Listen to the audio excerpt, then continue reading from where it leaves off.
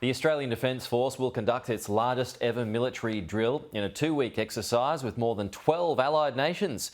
More than 30,000 personnel, it's big, along with dozens of ships, aircraft and armoured vehicles, will mobilise from the Coral Sea to Jervis Bay.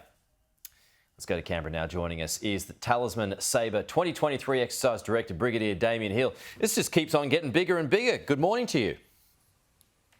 Good morning, Peter. Thank you very much. So just backing up of what we just said a short time ago, so just exactly where will the operation take place this time about?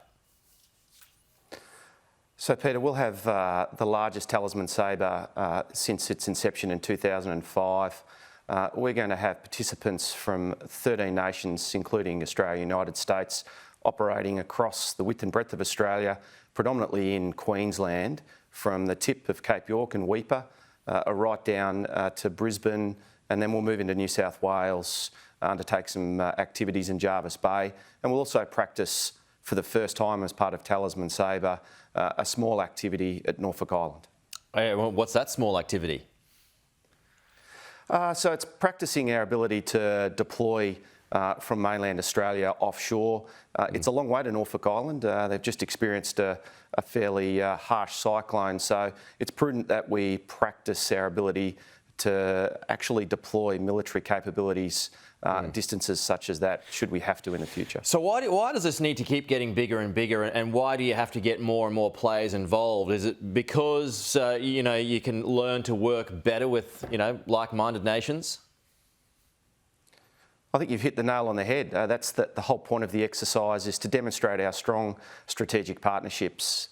We've got participants from our Southwest Pacific family, our regional neighbours and our global allies and partners, and it's fantastic to be able to bring them in. The exercise in its inception in 2005 was really only about the United States and Australia. Yeah. But the circumstances of our world has changed. We need to work closer with people in our region to help them in times of need, and the best way to do that is to practice together, so that when we actually have to play together, we can do so more efficiently and more effectively. So when you say practice, I mean, what are sort of the exercise? What will you be doing? What will you be learning? So part of it is learning to practice, learning through practicing some of the high-end capabilities that we possess. So we'll focus on combined and joint warfighting. That's the most complex activity we can ever undertake.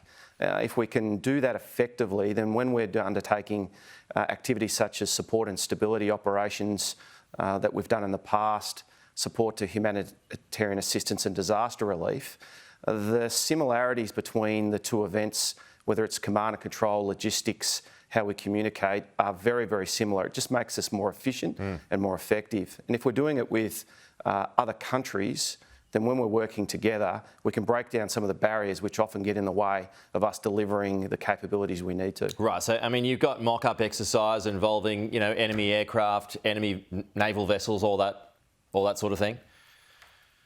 Yeah, we have a fictitious opposing force, one we use regularly. It basically is there to stimulate the training audience, and that is those nations. Most of the focus is on us. It's actually quite challenging to bring the number of nations together to operate in the manner in which we've designed the exercise.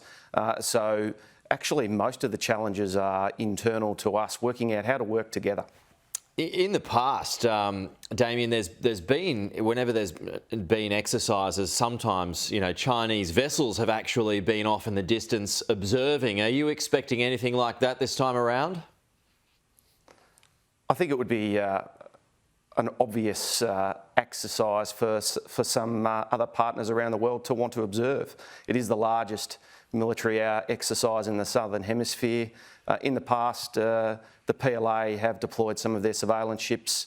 It hasn't affected the exercises in 2017, 19 or 2021, and they operated in accordance with the United Nations Conventions of the Law of the Sea, and we expect that they'll do so again this year. Okay, so you don't mind that? Well, as long as they operate in accordance with international law, then it's certainly within their rights to do so, as we do in their region. Yeah, a badge of honour, you might say, Damian.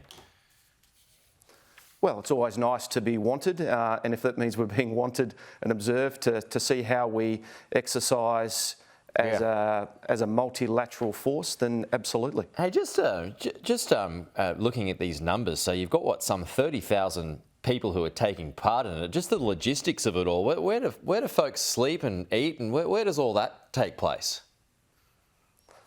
So that's probably the primary objective of the exercise, is to practice our ability to receive large numbers of troops, mount them, that is prepare them to deploy, and then sustain them when they do deploy.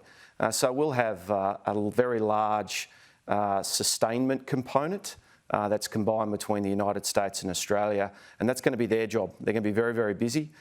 We will have people under tents, under canvas, in temporary accommodation and aboard their ships and our air bases. Oh, okay. Brigadier Damian Hill, thank you for your service, by the way. Brigadier Damian Hill there, appreciate your time. We'll talk to you soon.